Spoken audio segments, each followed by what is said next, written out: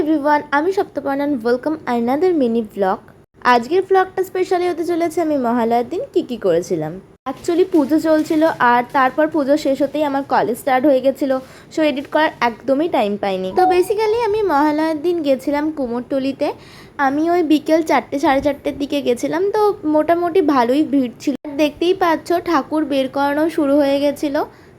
আর দেখতেই পাচ্ছ প্রত্যেকটা মানুষ ভিড়ের মধ্যেও কত কষ্ট করে ঠাকুরগুলোকে বের করছিল। সত্যি বলতে প্রত্যেকটা মানুষের কত পরিমাণ অগাধ পরিশ্রম এই ঠাকুরগুলো বের করানো থেকে শুরু করে প্রতিটা ঠাকুর তৈরি করা সবের পিছনে লুকিয়ে থাকে।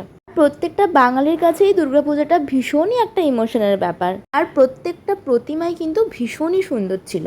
তোমরা আর কারা কারা পুজোর আগে কুমোরটুলি গেছো অবশ্যই আমাকে কমেন্টে জানিও। তো ব্যাস আজ এতটাই, দেখা হচ্ছে নেক্সট ব্লগের সাথে। নেক্সট ব্লগে কলকাতার কোথায় কোথায় ঠাকুর দেখলাম সেটা অবশ্যই শেয়ার করবো। চলো টাটা।